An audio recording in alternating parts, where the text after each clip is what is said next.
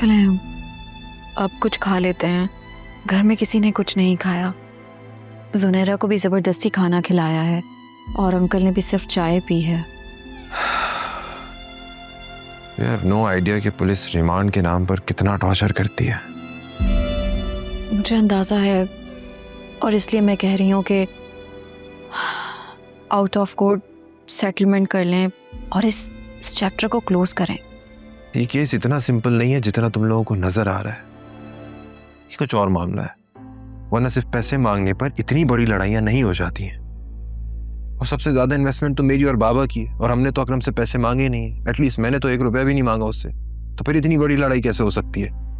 आलिया वो बहुत गुस्से में सुल्तान के पास गया और जाते साथ उसे मारना शुरू कर दिया उसने। कुछ और बात है, छुपा रहा है वो।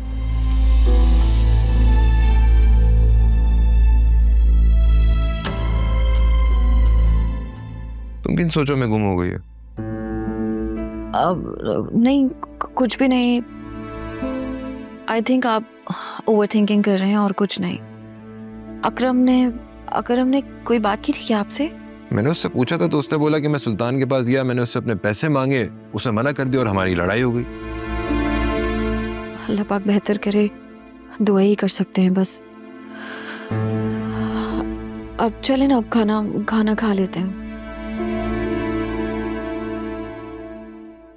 अगर तेरी दिलरुबा मेरे पास आए और तुझे छोड़ने की इल्तिजा करे, मैं 1 मिनट नहीं लगाऊं तुझे छोड़ दूं। सुल्तान, छोड़ दो उसका पीछा। छोड़ दूं? हरगिज नहीं। उसने सुल्तान को ठुकराया था, थप्पड़ मारा था। अब उससे हासिल करना मेरी जिद है, जिद। तू देखना, वो खुद चलकर मेरे पास आएगी। वो कभी नहीं आएगी। अबे भाई, तो उठवा देंगे। तुझे अगर मेरे पैसे नहीं लौटाने ना तो मत लौटा, लेकिन फिजा को छोड़ दे। अरे जानी, तुझे क्या लगता है ये सारा चक्कर उसको छोड़ने के लिए किया था मैंने? सुल्तान, मैं तुझे छोड़ूंगा नहीं। तूने आज तक सिर्फ सुल्तान का प्यार देखा था, उसका गजब नहीं।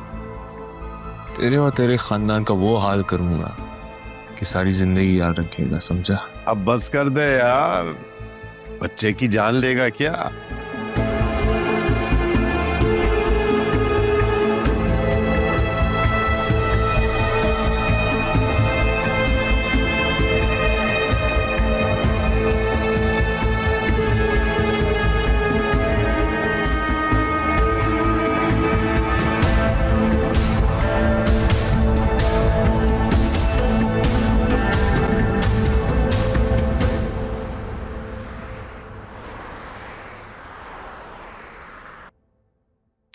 तो कहा था कि उसे कल ले आओगे, तुम तो आज भी नहीं लाए। कब आएगा वो? पता नहीं किस साल में होगा मेरा बच्चा। मम्मी, पुलिस ने अदालत से रिमांड तलब कर लिया उसका।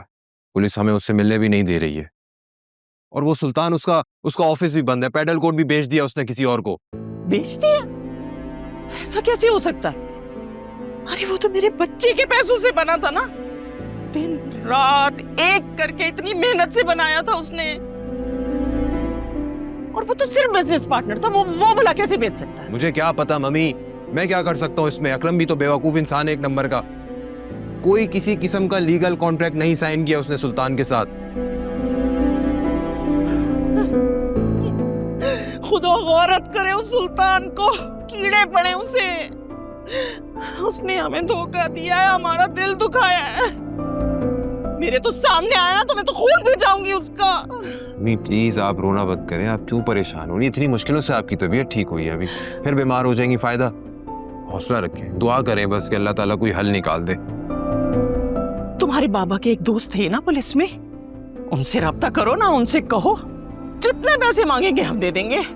कुछ भी करके मेरे अकरम को वापस ले आओ। आप प्लीज रोना बंद करें, हम लोग लगे हुए हैं, कोशिश कर रहे हैं, सब ठीक हो जाएगा। परेशान मत हो प्लीज, बस दुआ करेंगे सब ठीक हो जाए। रोना बंद करें।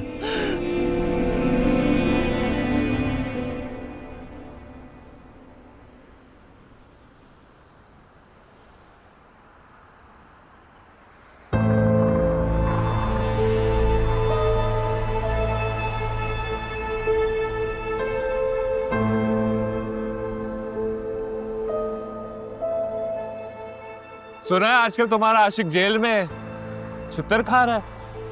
जब नमक हरामों से दोस्ती हो जाए ना, तो इंसान का यही अंजाम होता है। हाँ, अगर तुम चाहो तो मेरी एक कॉल उसे हवालात से निकाल कर घर तक पहुंचा सकूं। सोच लो, तुम्हारे पास ज्यादा वक्त नहीं है।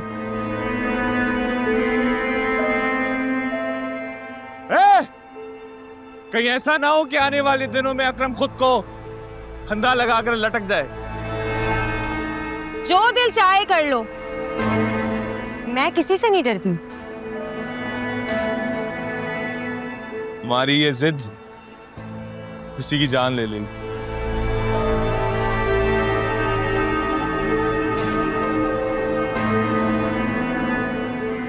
है बड़ी बखरी यार।